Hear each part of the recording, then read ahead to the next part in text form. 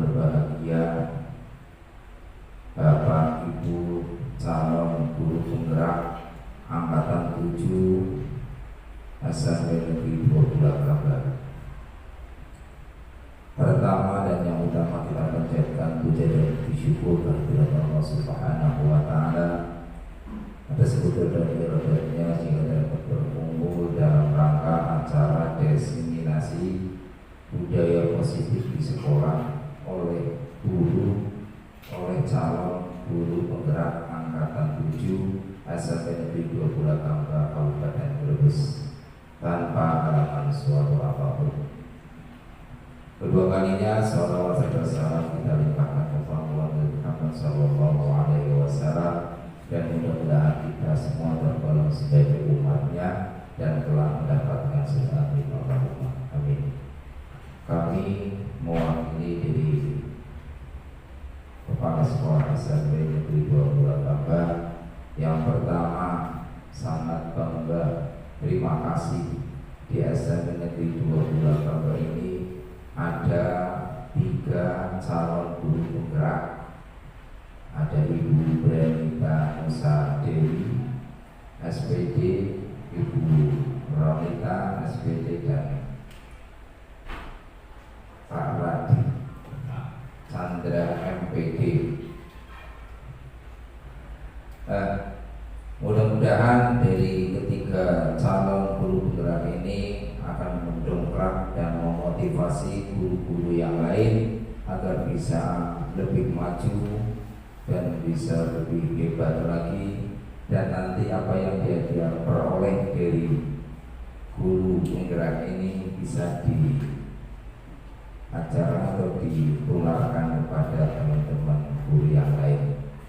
Dan yang selanjutnya mungkin dari sekolah tidak bisa memotivasi apapun, mudah-mudahan mereka bertiga bisa menjalankan semua yang disyaratkan menjadi calon guru penggerak dan nanti menjadi lulus dan akan lebih baik lagi. Amin Allahumma amin. Dan yang terakhir, apabila dalam sambutan kami tidak kurang berkenan, minta maaf bila itu hidayah. Wassalamualaikum warahmatullahi wabarakatuh. Waalaikumsalam warahmatullahi wabarakatuh. Terima kasih atas sambutannya dari Pak Bahrul Ismedi. Semoga sambutan dari beliau dapat diterima dan dicapai oleh para PGP. Untuk sesi yang ketiga, yaitu kegiatan inti pemaparan nanti akan diberikan oleh Bu Benita, Pak Radita, dan Bu Rolika. Waktu dan tempat dipersilakan.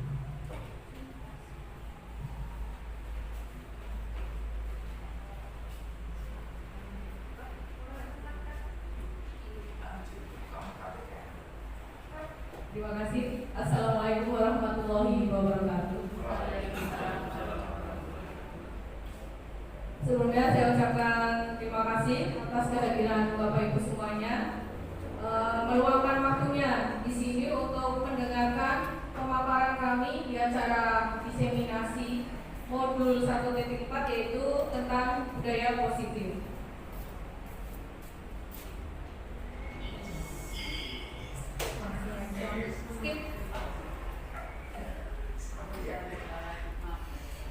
Ada beberapa hal tentang konsep inti budaya positif yang akan kami bahaskan kepada Bapak Ibu sekalian dan juga kepada siswa-siswi kita. Yang pertama adalah masalah perubahan paradigma belajar. Seperti yang kita tahu bahwa kita sudah memiliki paradigma sendiri dan paradigma itu juga perlu ada perubahan. Sebelum lebih jauh lagi, saya minta tolong sukarelawan maju ke depan, 2 orang aja. Ada yang bersedia maju?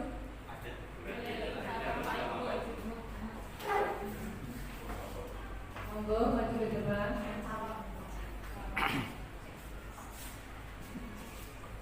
Terima kasih Pak Ibnu dan Bu Leli. 2 lagi untuk partner mereka. Apa maju aja.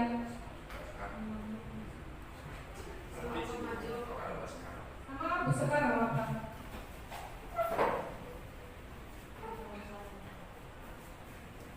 Kita akan bermain.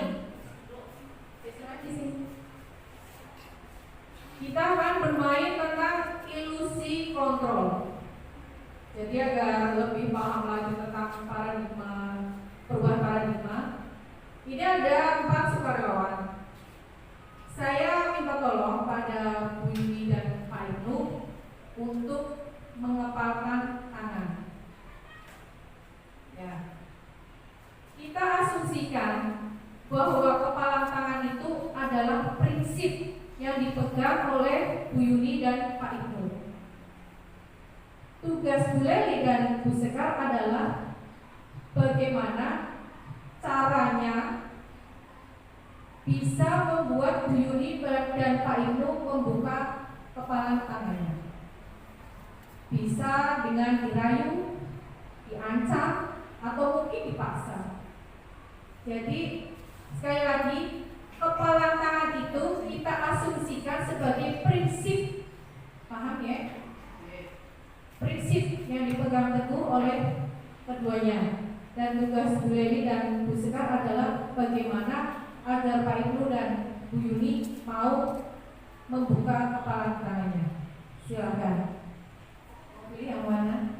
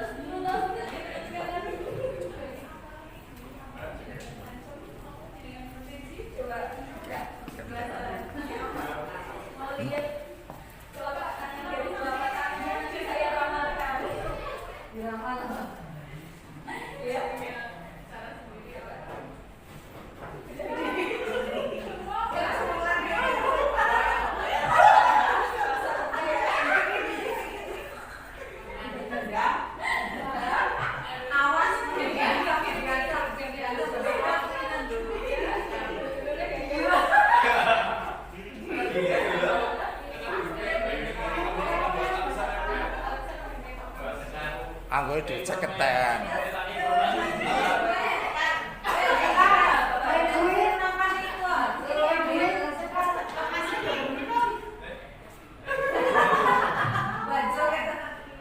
Ayo masih diusahakan.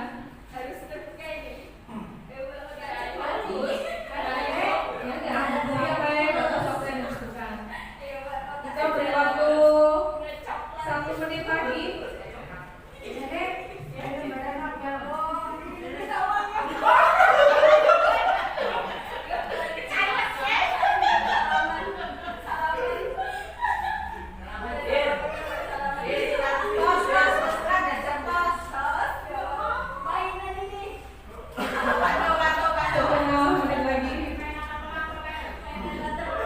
Dirayu belum bisa. Apakah harus dipaksa? Iya, dipaksa juga nggak bisa. Berarti kasih dulu. Sudah cukup, silahkan para senior duduk kembali. Terima kasih atas partisipasinya.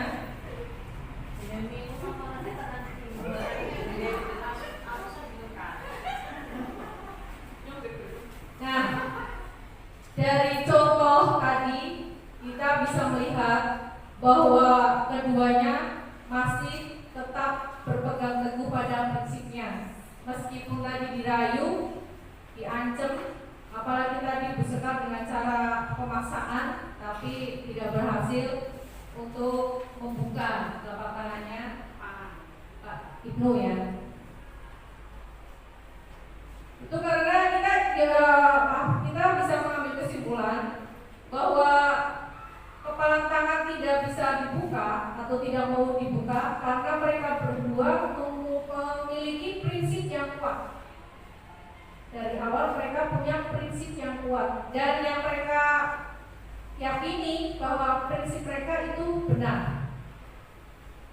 Begitu. Seandainya mereka mau membuka kepala tangan, berarti mereka mau menerima perubahan. Mereka mau menerima kritik dan saran. Kalau menurut mereka kritik dan saran dari orang lain itu benar, mereka yakini benar, maka mereka dengan sukarela, dengan legowo akan mau membuka kepala telapak tangannya. Ya, mereka meskipun tidak sepenuhnya mengganti prinsip bahwa oh prinsipku salah, itu enggak, tapi oh prinsipku sepertinya kurang benar, jadi harus ditambahin lagi atau mungkin diubah sedikit agar menjadi benar. Seandainya dibalik, seandainya saya berada di posisi Pak Ibnu dan Bu Yuni, mungkin saya tidak akan melakukan tidak menerima paksaan, tidak menerima ancaman. Benar? Pak Ibnu ketika membuka kepala maunya diapain? Bagaimana pihak Pak Ibnu mau membuka kepala telapak tangannya tadi itu dengan cara apa? Kira-kira apa?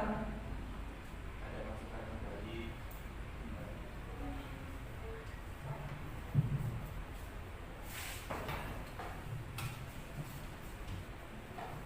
Ya gimana?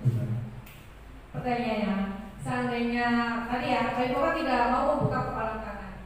Menurut Pak Ibnu sendiri, mau membuka kepala tangannya itu jika bagaimana?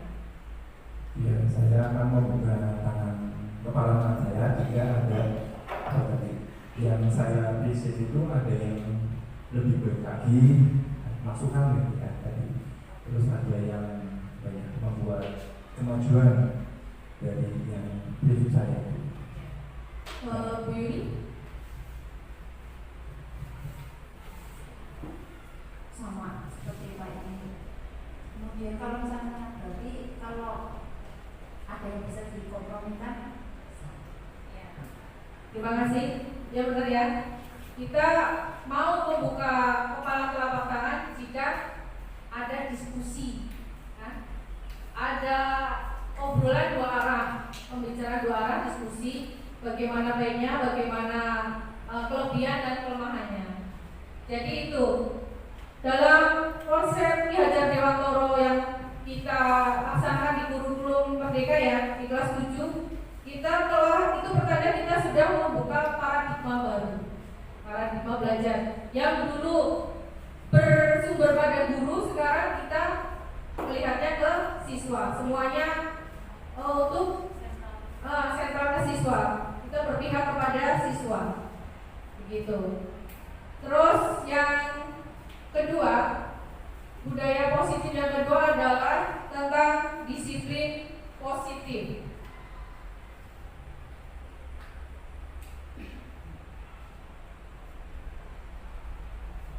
Kita bisa lihat di layar bahwa dalam budaya kita, disiplin dimaknai menjadi sesuatu yang dilakukan seseorang pada orang lain untuk mendapatkan kepatuhan. Kita cenderung menghubungkan kata disiplin dengan kenyamanan. Lanjut, sebagai pendidik, tujuan kita adalah menciptakan anak-anak yang memiliki disiplin diri, sehingga mereka bisa berperilaku dengan mengacu pada nilai-nilai kebajikan universal dan memiliki motivasi intrinsik, bukan ekstrinsik. Disiplin positif merupakan salah satu cara penerapan disiplin yang bertujuan untuk menumbuhkan kesadaran serta memberdayakan anak untuk melakukan sesuatu tanpa sogokan, ancaman maupun hukuman. Nah, dari sini kita sebagai guru, kita kan sudah lama mengabdi ya, sudah lama menjadi guru. Tentunya kita punya pengalaman dalam hal mendisiplinkan siswa. Saya ingin tanya kepada Bapak Ibu semuanya, kira-kira saat kita mendisiplinkan anak dan anak mau mematuhi peraturan, motivasi apa yang ada pada anak? Misalkan anak datang terlambat, terus ada yang tidak terlambat atau datangnya lebih awal, itu kira-kira menurut Bapak Ibu karena apa? Takut? Terus? Lihat contoh gurunya.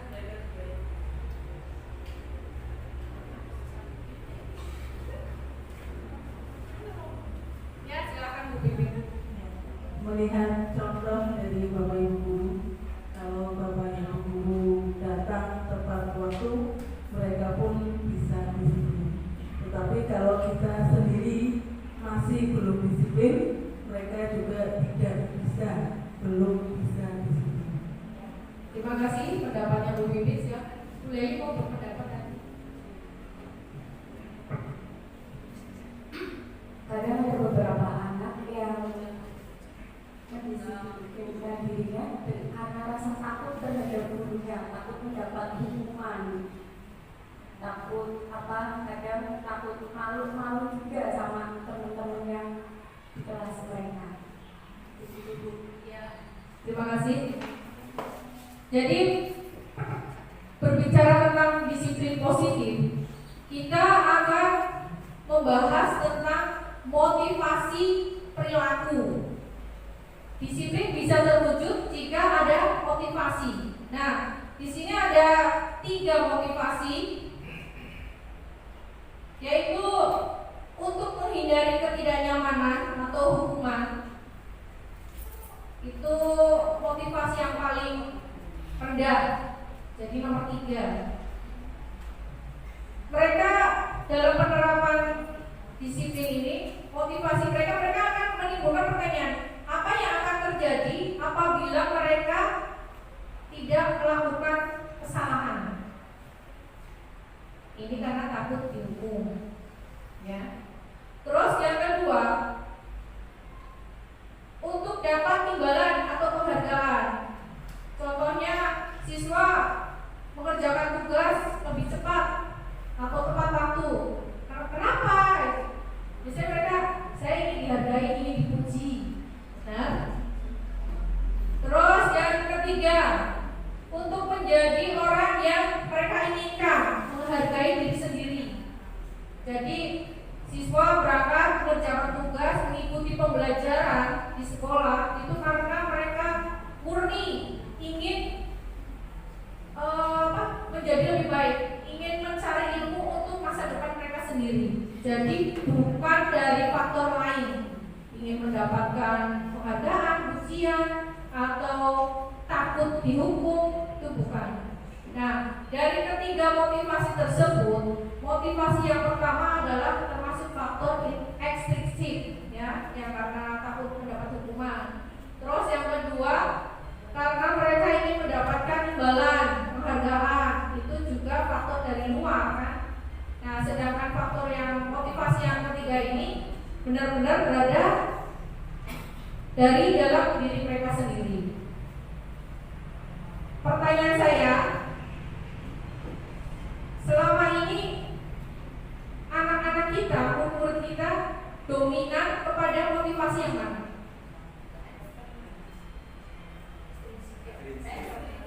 Ya sama aja. Yang mana? Eksternal yang mana? Ya, mereka mencari kenyamanan.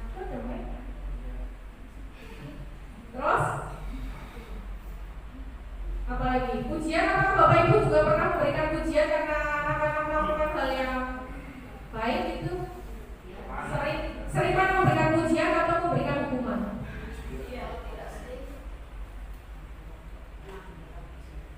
Jadi seringnya dua ya. Ada nggak kira-kira anak yang benar-benar dari motivasi yang ketiga? Mereka punya kesadaran diri untuk menjadi diri yang lebih baik, yang disiplin, mentaati peraturan. Ada? Tidak banyak. Nah itulah di sini kami harapkan dari pengimbasan kali ini anak akan lebih banyak memiliki motivasi yang dari diri sendiri, bukan karena hal-hal lain yang tadi disebutkan. Terus evaluasi dari diri, kita juga perlu menanamkan nilai-nilai kebajikan. Nilai-nilai kebajikan yang disepakati dan disetujui bersama, lepas dari latar belakang sosial, bahasa, dan suku bangsa maupun agama.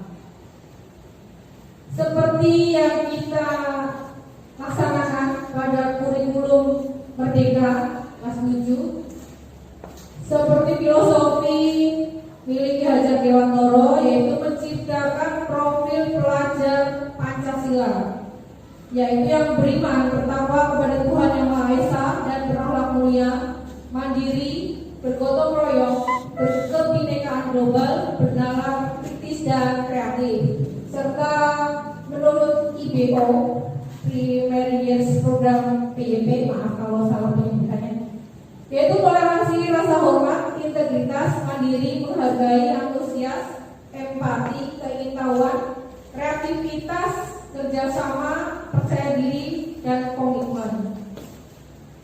Petunjuk seumur hidup dan keterampilan hidup dapat dipercaya, tidak merendahkan orang lain, dan memberikan yang terbaik dari diri.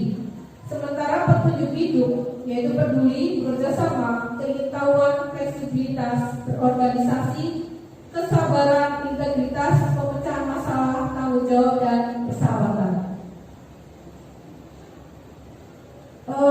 Kita banyak melihat di media sosial bahwa setelah kurikulum beralih yang katanya kurikulum Merdeka, kita banyak menemukan video-video siswa yang kurang memiliki tata krama. Ada siswa yang berani pada guru, tidak memiliki sopan santun pada guru, terutama dalam verbal maupun dalam tingkah laku. Maka dari itu kita harus lebih semangat lagi mengajarkan karakter. Kita mementingkan karakter, bukan lagi nilai akademik. Gitu. Kira-kira dalam pemaparan tersebut di depan, mana yang kurang kita berikan atau anak-anak kita itu kurang memiliki sikap di depan? Kira-kira yang bagian mana yang anak didik kita itu kurang memilikinya?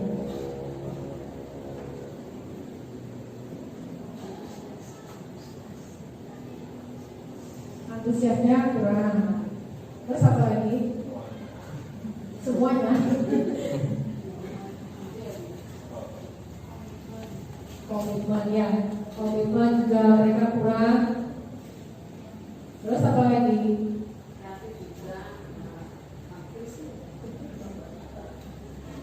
Organisasi, kayaknya kesadaran berorganisasi kemarin waktu pendaftaran ketua OSIS juga kurang ya, terutama bagi siswa laki-lakinya.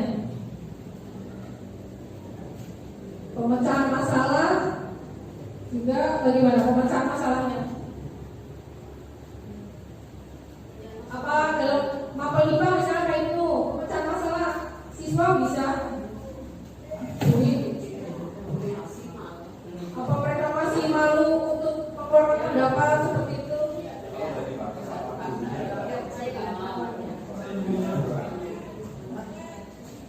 Dari masukan Bapak Ibu semua di sini, kita bisa tahu mana yang menjadi kekurangan. Oleh karena itu, kita bersama-sama meningkatkan apa yang sudah kita miliki pada siswa dan kita munculkan yang belum ada pada siswa.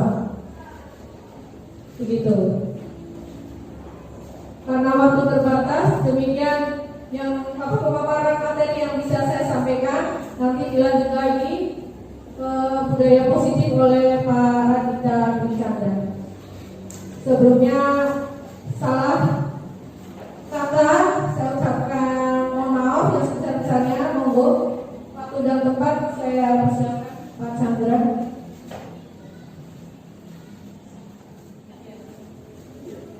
Assalamualaikum warahmatullahi wabarakatuh. Waalaikumsalam. Mohon maaf ya Bapak Ibu, saya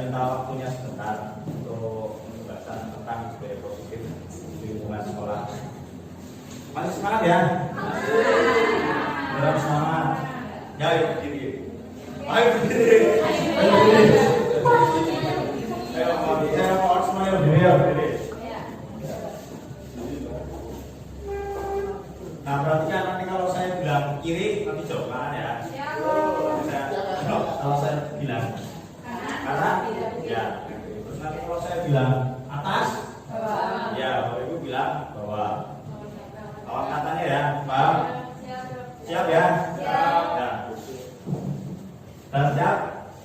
Kiri, kanan, kiri, kanan, ayo semangat dong, ayo. Atas, bawah, bawah. Ya, terima kasih semua. Tepuk tangan ya. Silakan kembali. Berarti masih konsentrasi ya Bapak Ibu. Nah, di sini saya akan melanjutkan tadi yang disampaikan oleh Bu Grenita. Selanjutnya itu kebutuhan dasar manusia.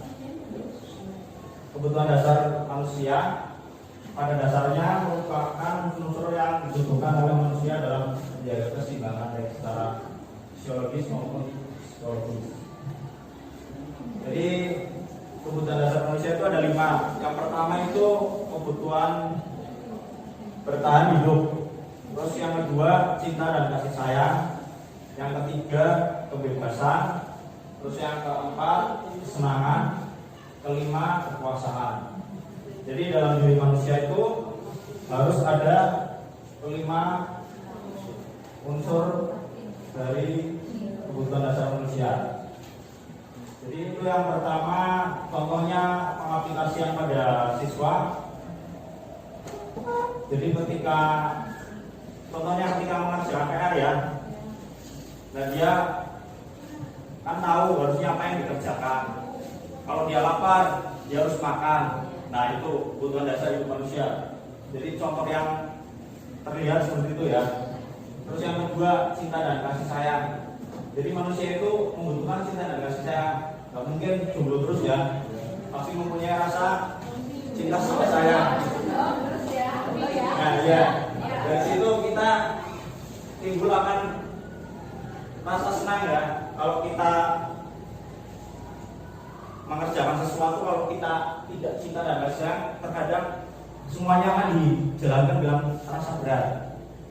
Nah, jadi akan malas, akan penuh dengan keterpaksaan. Jadi manusia itu harus mempunyai cinta dan kasih sayang. Terus yang ketiga, kebebasan. Nah, kita juga butuh kebebasan. Tidak mungkin kita hidup dikekang terus. Contohnya kalau di dalam pembelajaran itu ada jam istirahat.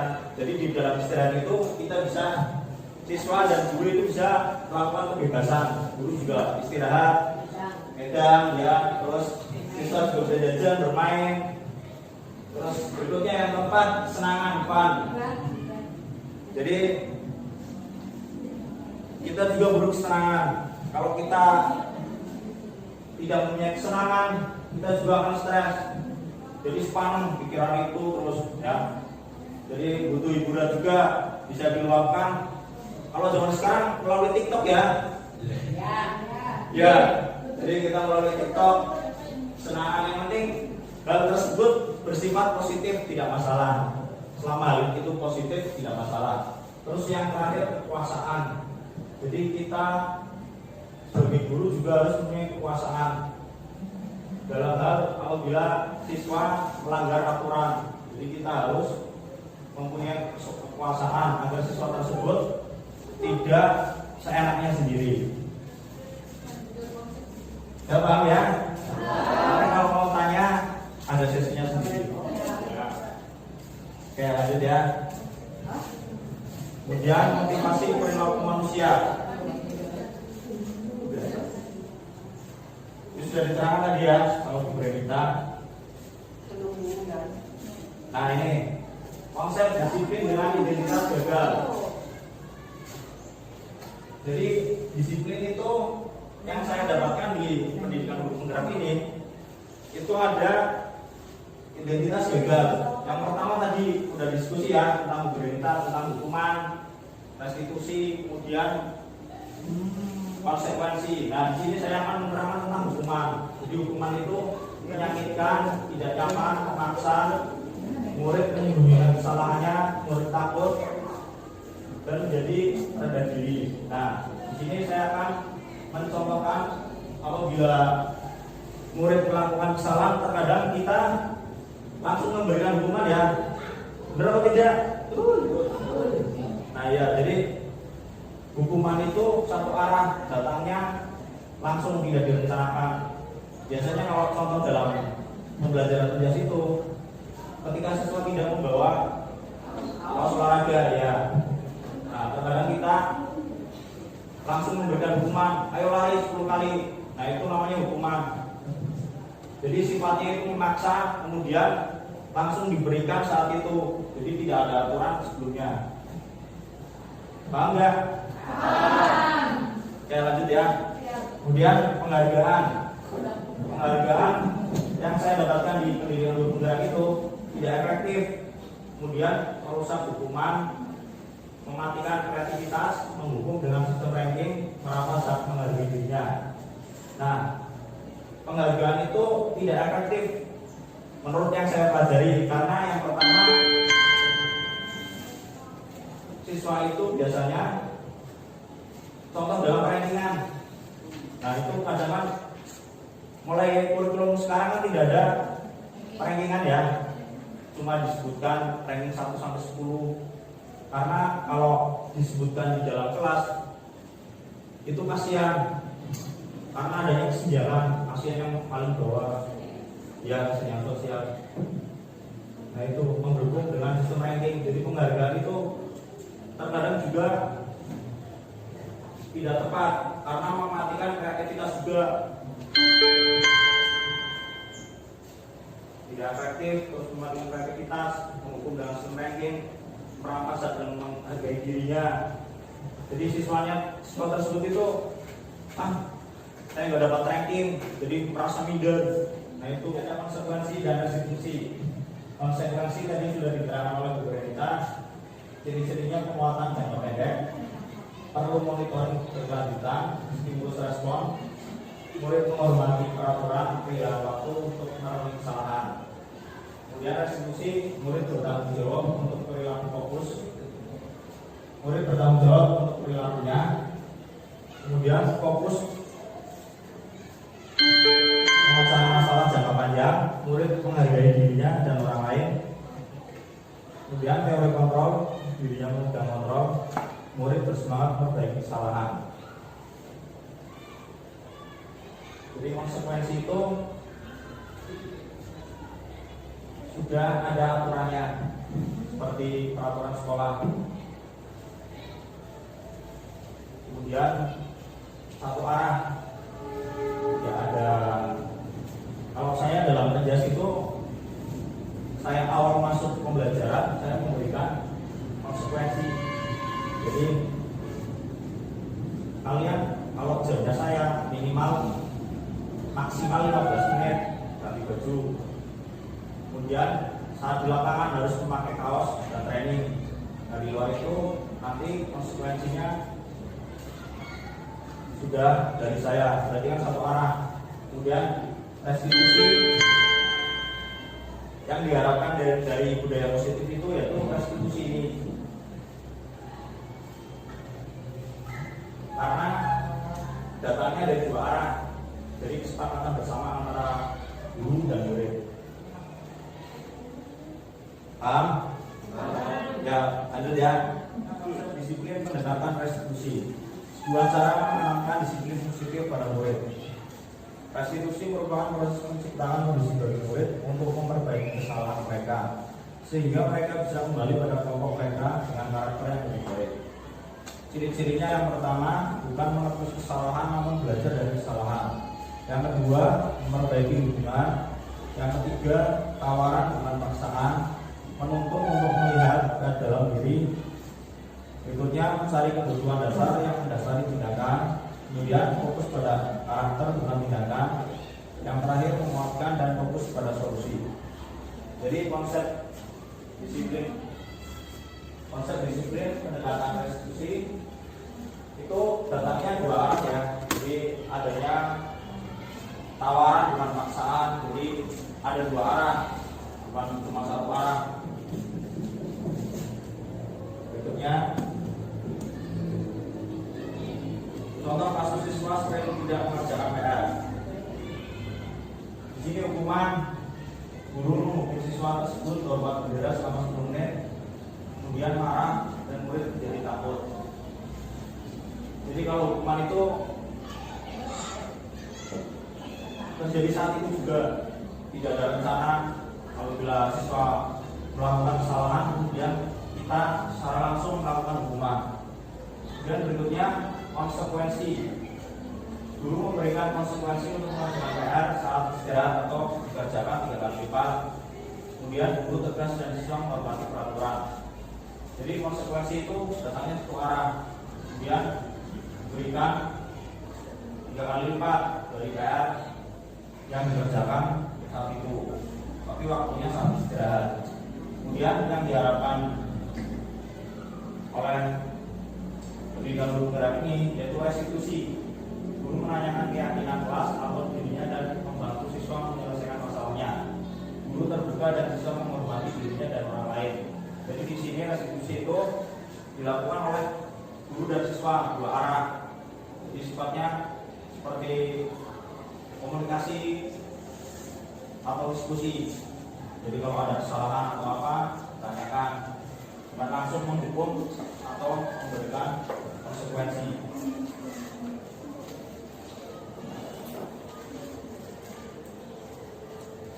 Berikutnya posisi kontrol restitusi. Itu ada 5. Yang pertama menghukum, pembuatan satu salah.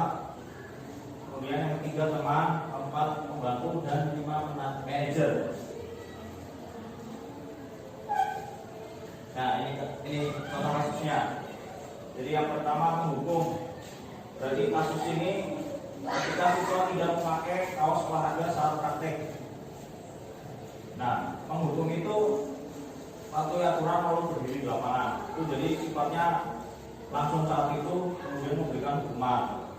Dan yang kedua pembuatan serba salah. Jadi guru bertanya, berapa kali Pak Guru harus memberitahu kamu, Pak Guru kecewa sama kamu. Jadi kita memberikan respon kepada siswa agar siswa tersebut merasa dirinya bersalah. Jadi pertanyaannya semacam itu. Kemudian teman. Jadi sifatnya kalau teman itu seperti ngobrol biasa ya. Ayolah yang tertib buat Pak Guru bangga. Kalian ini tidak apa-apa. Kali ini tidak apa-apa salah. Jadi berikutnya tidak diulangi lagi. Jadi itu posisi kontrol sebagai teman. Kemudian yang keempat, memantau. Kamu sudah melanggar apa peraturan dan konsekuensinya. Jadi tadi sudah saya sampaikan tentang konsekuensi. Peraturannya sudah baku dari sekolah, kemudian harus mentaatinya. Kemudian yang terakhir manajer. Jadi manajer itu apa kamu tahu kesalahanmu, kira-kira bagaimana kamu akan memperbaiki kesalahan ini. Nah, jadi sifatnya guru tersebut sebagai manajer, posisinya sebagai manajer. Nah dari kelima posisi kontrol ini, Bapak Ibu guru biasanya menggunakannya mana?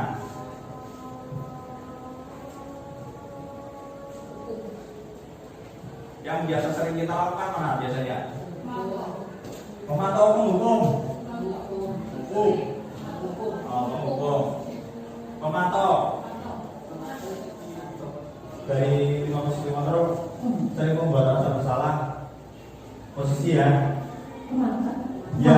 Oh pemantau. Ya silakan. Biar teman-teman yang tahu. Ya, setiap awal saya melaksanakan kegiatan pembelajaran, khususnya ketika awal tahun ajaran baru, ketika saya baru masuk ke kelas tersebut, saya selalu membuat peraturan-peraturan yang harus dipatuhi oleh siswa-siswa yang mengikuti pelajaran saya, khususnya pelajaran bahasa Inggris.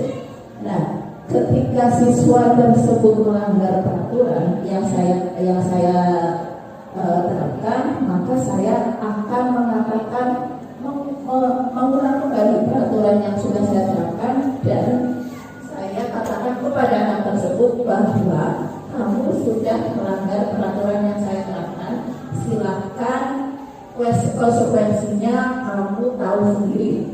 sudah saya terangkan. Sampai terakhir ke yang paling parah kemarin, saya sendiri sampai lost control. Dalam artian saya benar-benar marah yang saya ungkapkan ke anak-anak. Saya mengatakan saya tidak mau masuk kelas ini kalau anak ini masih di sini. Itu terakhir yang saya katakan, karena memang dari awal anak itu sudah tidak bisa diajak untuk bersama, dan artian dia punya salah, tapi setiap kali koreksi dia tidak mau merubah kesalahannya gitu loh. Jadi saya terakhir itu, dan saya katakan saya tidak menghukum anak itu, tapi kamu punya kesalahan yang sudah saya katakan kalau itu pelajaran saya harus seperti ini. Baik, terima kasih Bu Nur Aziza. Jadi tadi contoh dari pemantau ya. Jadi sebaiknya awal yang saya dapatkan di pendidikan itu lebih baik di manajer. Jadi manajer terkadang posisinya lebih enak ya, lebih aman untuk melakukan proses kontrol. Ya, terima kasih.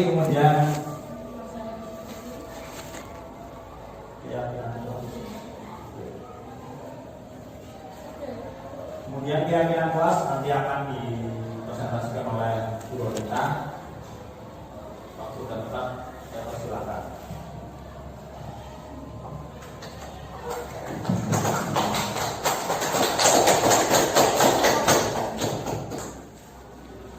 Assalamualaikum warahmatullahi wabarakatuh. Waalaikumsalam warahmatullahi wabarakatuh. Terima kasih atas kehadiran Bapak Ibu sekalian. Ini untuk sesi inti yang terakhir tentang keyakinan kelas. Mudah-mudahan sesi terakhir tentang keyakinan kelas Bapak Ibu masih semangat dan masih mau mengikuti dengan baik sampai nanti akhir. Baik, keyakinan kelas. Keyakinan kelas itu apa? Mungkin dari Bapak Ibu sekalian ada yang mengetahui tentang keyakinan kelas. Mungkin Buya, Bu Pipit, keyakinan kelas mungkin tahu apa sudah pernah menerapkan di kelasnya Bu Pipit? Sudah pernah menerapkan? Belum. Oke, baik. Keyakinan kelas. Keyakinan kelas itu kegiatan yang disepakati bersama, baik dari guru maupun murid. Biasanya di awal pembelajaran atau kadang di awal semester, Bapak Ibu sekalian sudah membuat yang namanya keyakinan kelas. Keyakinan kelas itu sudah didiskusikan dengan murid, kemudian disepakati, kemudian nanti apabila salah satu siswa ada yang melanggar, nantinya mereka akan mendapatkan konsekuensinya dari apa yang mereka langgar.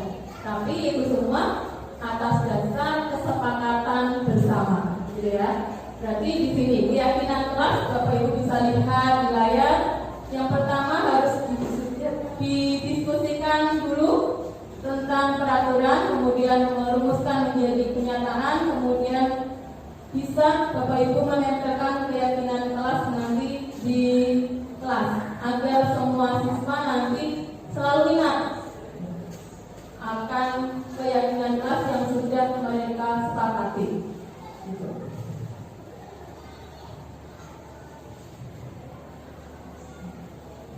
Ini mungkin contoh keyakinan kelas yang saya paparkan di sana. Mungkin dari Bapak Ibu selain disiplin waktu, saling menjaga kebersihan kelas, belajar dengan antusias dan percaya diri, menghargai guru dan teman yang sedang berbicara, saling sapa saat bertemu, mungkin bertemu Bapak Ibu guru maupun bertemu dengan temannya, Bapak Ibu terapkan di kelas masing-masing? Silakan, barangkali ada yang mau memberikan pendapatnya yang sudah diterapkan di kelasnya. Bu Palubi. Sebenarnya keyakinan kelas itu sudah dilaksanakan dari dulu ya, karena bahasanya sekarang ada. Sebenarnya sudah ada keyakinan kelas itu setiap dulu wali kelas itu kan pertama membentuk struktur kesepakatannya siapa yang menjadi ketua sampai seksi-seksi kursian. Dan yang kedua juga peraturan kelas yang misalnya ada yang telat atau bolos harus ada aturannya atau iuran kas, jadi yang sudah dibuat peraturan kesepakatan bersama.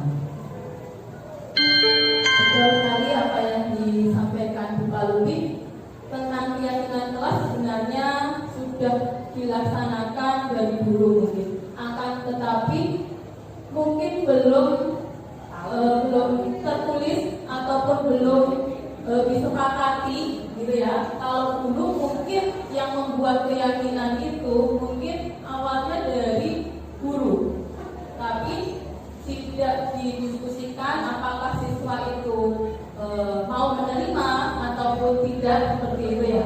Kalau keyakinan kelas yang baik seharusnya antara guru dan siswa semuanya sudah saling sepakat dan tahu konsekuensinya. Mungkin dari disiplin waktu, masuk ke kelas harus tepat waktu. Mungkin ada anak yang masuk kelas itu terlambat dengan alasan jajan karena tadi ketika istirahat kantinnya rame, kemudian mungkin ke kamar mandi, atau mungkin ketika jam pertama angkotnya susah dan lain sebagainya. Kemudian saling menjaga kebersihan. Benar sekali, untuk keyakinan kelas di awal semester mungkin sudah dibentuk petugas piket. Petugas piket itu seharusnya melaksanakan tugasnya dengan penuh tanggung jawab tanpa kalau istilahnya itu nyegerge temani. Iya, itu harusnya semua yang bertugas harus disiplin, tanggung jawab melaksanakan tugasnya. Kemudian belajar dengan antusias dan percaya diri. Ini anak sekarang sepertinya sudah kurang untuk belajar secara antusias, ingin tahu. Itu sepertinya mereka malah sekarang itu tergantikan dengan HP. Mungkin HP juga sebenarnya mempunyai nilai positif, tapi malah mereka gunakan dengan hal-hal yang kurang baik seperti itu, kurang tepat pemanfaatannya. Kemudian menghargai guru dan teman yang sedang berbicara. Ketika kita di kelas, kita sedang menerangkan, kadang ada beberapa siswa yang asik ngobrol sendiri, tidak menghiraukan kita yang sedang menerangkan. Mereka guyonan dengan temannya, tapi ketika nanti ditanya, diberikan tugas, tidak bisa, tidak mengetahui apa yang disampaikan oleh gurunya. Kemudian saling sapa. Ini 5S ya, mungkin di sekolah itu sapa, salam, senyum, gitu kan, itu harus diterapkan, jangan sampai tertinggal. Kadang kita lupa akan hal itu. Kemudian yang berikutnya tentang bagaimana pembentukan keyakinan kelas. Keyakinan kelas bisa terbentuk lebih abstrak dari peraturan, berupa pernyataan universal dibuat dalam bentuk positif sedikit saja agar mudah diingat, sesuai dengan kondisi kelas dan sekolah agar mudah diterapkan semua warga kelas atau sekolah dilibatkan saat membuat ini. Abstrak dari peraturan berupa pernyataan yang universal. Ini yang kedua. Kemudian yang ketiga dibuat dalam bentuk positif biar bisa menumbuhkan nilai-nilai positif anak, belajar lebih rajin, kemudian berangkat tepat waktu, bisa menumbuhkan rasa sopan santun seperti itu. Kemudian dibuat kalau bisa sedikit saja agar mudah diingat, akan tetapi sedikit itu juga poin yang penting seperti itu. Kemudian harus disesuaikan dengan kondisi kelas dan sekolah agar mudah diterapkan. Tentunya SMP kita dengan SMP yang lain berbeda situasinya. Jadi kita harus menyelaraskan dengan keadaan sekolah atau kelas masing-masing. Mungkin kelas yang satu dengan kelas yang lain pun berbeda penerapannya. Kemudian diharapkan semua warga kelas itu terlibat saat membuat, jadi mereka istilahnya nanti tahu apa yang harus dilakukan dan ketika melanggar akan tahu konsekuensinya. Baik, setelah tadi ada segitiga restitusi. Segitiga restitusi itu apa? Barangkali dari Bapak Ibu semua sudah pernah membaca, mungkin dalam kurikulum Merdeka sudah pernah dijelaskan. Lupa. Padahal sudah pernah waktu itu mengundang narasumber tentang kurikulum Merdeka ya. Baik, segitiga restitusi adalah proses menciptakan kondisi bagi murid untuk memperbaiki kesalahan mereka, sehingga mereka bisa kembali pada kelompok mereka dengan karakter yang lebih kuat. Berarti di situ segitiga restitusi itu diharapkan ketika ada murid atau anak yang berbuat salah, tidak langsung dicas anak ini salah, tapi bagaimana kita, bagaimana guru, supaya anak itu bisa berubah dengan baik tanpa ada paksaan, mereka sadar dengan sendirinya sehingga mereka bisa kembali ke kelompok mereka dengan karakter yang kuat, yang lebih baik, dengan perubahan tadi yang dari negatif ke arah yang positif begitu. Dalam segitiga restitusi itu terbagi menjadi 3 bagian, Bapak Ibu. Yang pertama tentang menstabilkan identitas, kemudian ada validasi tindakan yang salah, kemudian menanyakan keyakinan kelas. Hal ini sudah pernah saya lakukan ketika anak itu berbuat kesalahan. Ketika itu ada salah satu anak ketika ulangan harian ketahuan nyontek. Kalau pada umumnya kita langsung marah. Saya pun mungkin seperti itu. Ketika ada anak ulangan kemudian nyontek, kita marah.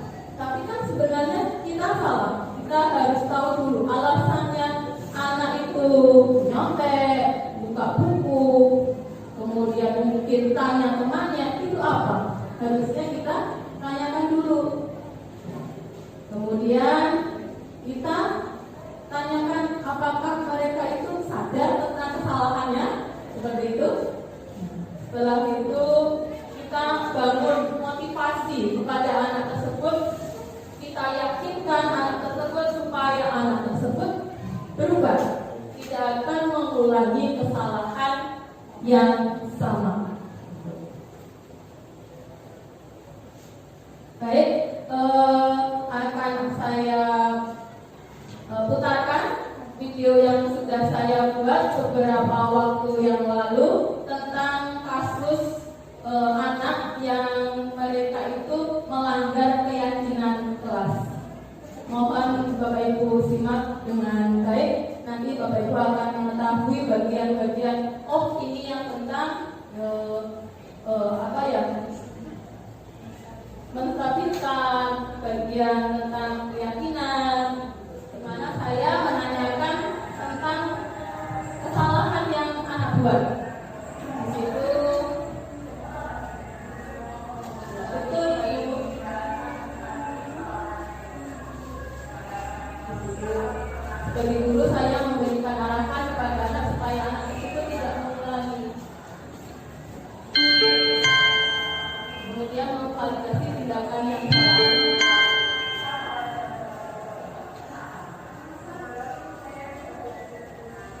Di situ siswa memberikan alasan mengapa mereka menyontek, karena tidak belajar. Jadi sebagai guru jangan langsung kenapa kamu nyontek ketika ulang, tapi tanyakan dulu alasannya. Barangkali mungkin tidak belajar karena sakit atau mungkin ada hal yang lain. Kemudian ini tentang menanyakan keyakinan.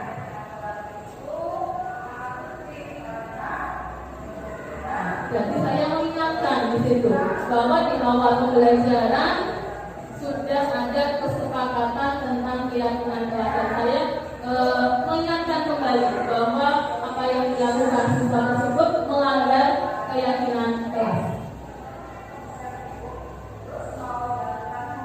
Kemudian setelah itu, karena itu terjadi, tidak akan mengulangi kesalahan yang sama.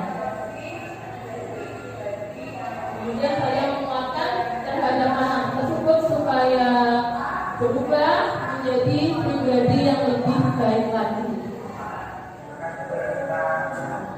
Baik, dari situ tadi tentang penanganan kasus beberapa anak dengan menerapkan keyakinan kelas.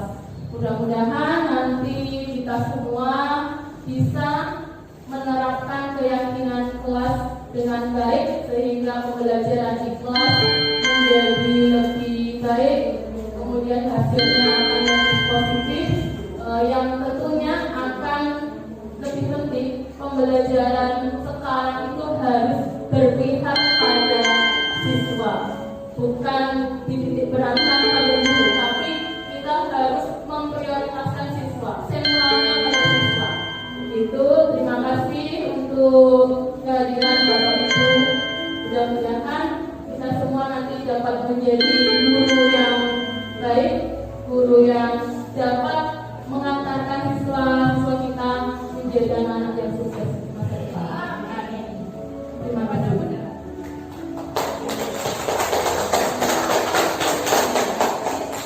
Terima kasih atas materi yang diberikan oleh Ibu Mika para kita. Materi yang telah disampaikan berkaitan dengan sebuah politik sangat baik buat kita sebagai pendidik yang banyak berkontribusi melaksanakan atau sedikit diskusi yang berkaitan dengan masalah penjalan kita dalam mengajar selama ini. Oke, sesi selanjutnya saya berikan 2 sesi tanya jawab. Waktu sudah tepat, silakan.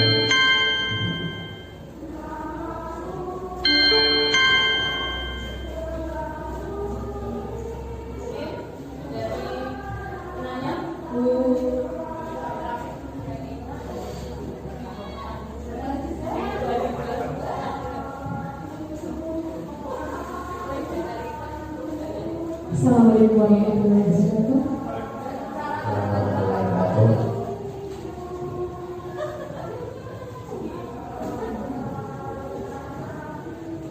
Mau menanyakan tentang perbedaan antara hukuman, konsekuensi dan restitusi. Minta tolong dijawab. Terima kasih. Terima kasih, Bu ya. Saya bahasa sebenarnya. Mohon untuk diberikan, sampai sekarang saya belum menemukan reward yang paling mendidik untuk anak-anak kita. Reward apa yang paling mendidik untuk anak-anak? Terima kasih. Dan cukup ya. Terima kasih atas pertanyaannya. Saya akan menjawab pertanyaan dari Budia. Apa perbedaan hukum, konsekuensi, restitusi? Tadi yang saya jelaskan, hukum itu jadi dilakukan ketika siswa melakukan kesalahan pada saat kita melakukan pembelajaran. Jadi siswa melakukan kesalahan, misalnya saat itu siswa memecahkan kaca dengan sengaja. Nah, dari situ kita sebagai guru memberikan hukuman. Jadi hukumannya itu dilakukan saat itu juga saat terjadinya itu. Kemudian dilakukan itu satu arah, jadi tidak dengan diskusi. Jadi ketika dia memecahkan kaca, saya sebagai seorang guru langsung memberikan hukuman. Kamu berdiri di lapangan kemudian hormat. Nah, itu hukum. Kemudian konsekuensi itu yang sudah dilakukan di dalam sekolah. Jadi sudah ada aturannya, sudah ada aturan baku seperti tata tertib, itu konsekuensi. Jadi siswa kalau terlambat juga konsekuensinya apa sudah tahu. Misalnya siswa terlambat itu tidak 15 menit, harus ke BK dulu, kemudian ditanya. Nah, kemudian yang terakhir restitusi. Restitusi itu jadi kesepakatan antara guru dan siswa, dua arah, sifatnya dua arah. Jadi adanya komunikasi, kemudian adanya perjanjian, nah seperti itu. Jadi perbedaannya antara hukum, konsekuensi, dan restitusi. Begitu ya. Apa kurang jelas? Terima kasih. Terima kasih sudah jelas. Terima kasih. Kemudian pertanyaan berikutnya. Apakah ada reward yang baik pada pendidik?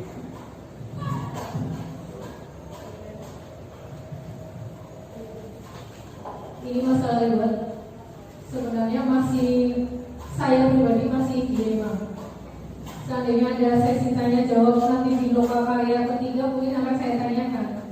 Sebenarnya secara daring atau Zoom kemarin, contoh-contoh kasus reward atau penghargaan itu banyak calon guru penggerak yang mendukung adanya penghargaan. Ada juga yang tidak, tapi jumlahnya itu masih sedikit. Dan saya pribadi masih menggunakan penghargaan kedua. Nah, yang di sini ilmu yang kami dapat bahwa di kurikulum Merdeka itu menghilangkan hukuman dan juga penghargaan. Jadi keduanya itu dihilangkan.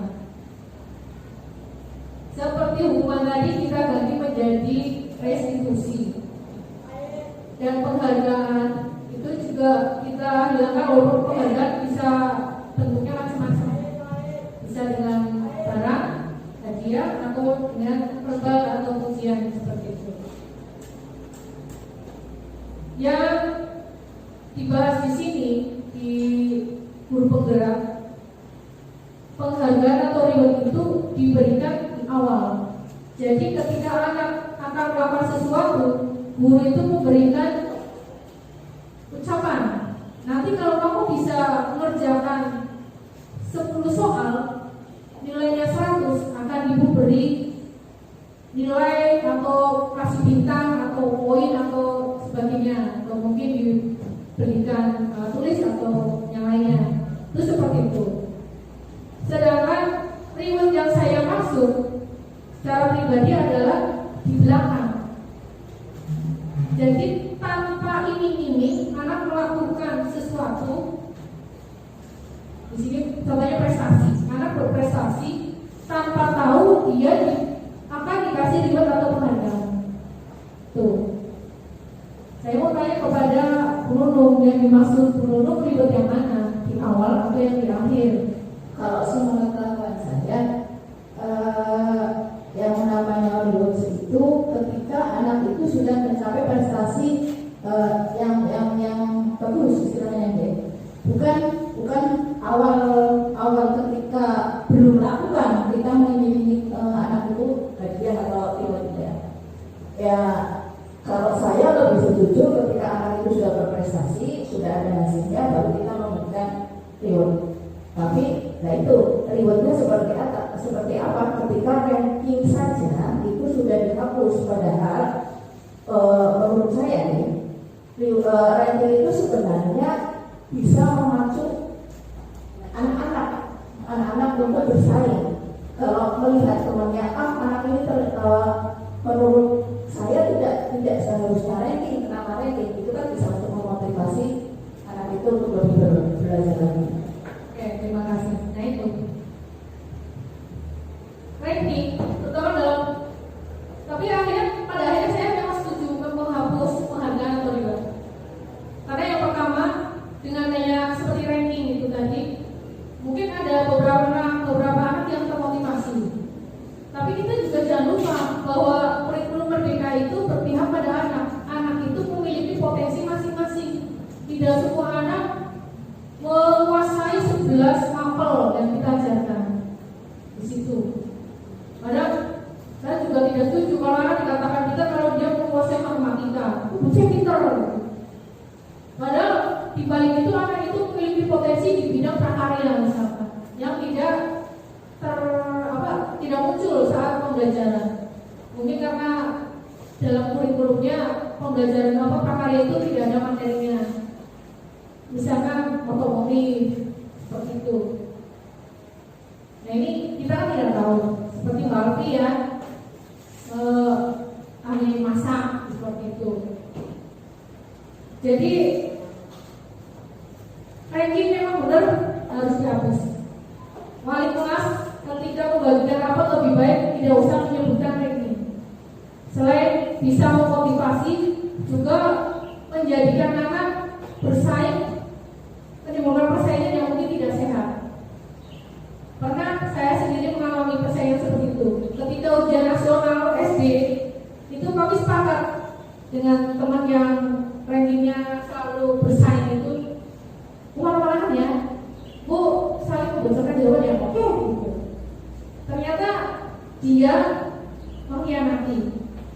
Jawaban dia A, yang disampaikan kepada saya adalah B. Nah di situ diketahui karena bapak saya sendiri yang jadi guru, kayaknya Bapak lihat kenapa jawaban lu sudah benar terus dicoret diganti ini, kenapa jawaban lu kayak gitu terus banyak kayak gitunya. Dari situ saya tahu bahwa persaingan seperti itu akhirnya menjadi persaingan yang tidak sehat atau tidak sportif. Terus ada lagi bagi anak yang tidak mampu bersaing, mereka akan menimbulkan kecemasan. Contohnya saya sendiri sekarang mengikuti CGP, begitu lomba karya pertama, saya melihat, Bapak Ibu guru, meskipun yang muda-muda sudah saya pastikan IT-nya bagus-bagus. Terus yang lebih tua dari saya pengalamannya lebih banyak. Ketika mereka memberikan pendapat bisa ngomongnya bentar gitu. Saya otomatis di saat itu juga merasa minder. Nah itu yang menjadikan kecemasan saya sampai saat ini ya seperti itu. Apalagi kanan kiri saya ini orangnya hebat-hebat gitu. Pak Chandra yang ahli IT, Bu Ronita yang bisa tenang saat berbicara. Saat itu juga saya lebih baik saya mundur. Tapi mereka yang berada di kanan kiri saya juga selalu memotivasi untuk terus lanjut tentang Bu Dewi, lanjut. Ya sudah. Nah itu menimbulkan kecemasan. Ya kalau anaknya modelnya seperti saya banyak yang mendukung, kalau orang tuanya tidak mendukung bagaimana? Misalkan secara materi orang tuanya tidak mampu untuk memberikan les, misalkan bayar les private di luar sekolah, misalkan anak akan merasa tertekan. Jadi lebih baik. Atau ada lagi contoh, anak berprestasi karena motivasinya apa dulu gitu.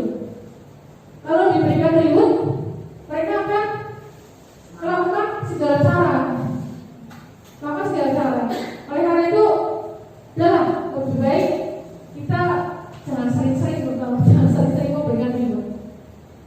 Anak bisa mencapai sesuatu yang menjadi target itu sudah merupakan reward sendiri. Mereka akan, dia dapat 100, itu udah reward. Jadi tidak perlu dikasih reward yang lebih dari itu. Demikian Bapak Ibu. Bagaimana teman-teman? Ya, terima kasih. Lanjut. Terima kasih Bapak Ibu sudah memberikan pertanyaan. Puas Bapak Ibu? Puas. Alhamdulillah. Bapak Ibu, acara yang kita selenggarakan kali ini telah berakhir.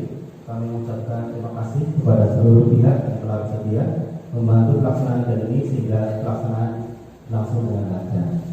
Kami juga mohon kesediaan Bapak dan Ibu untuk memaafkan sekiranya ada kekurangan selama persiapan maupun pelaksanaan event ini. Dan semoga kegiatan ini bermanfaat bagi kita semua dan dilibatkan pada kegiatan KPM langsung di kelas masing-masing. Kita tutup acara ini dengan alhamdulillah.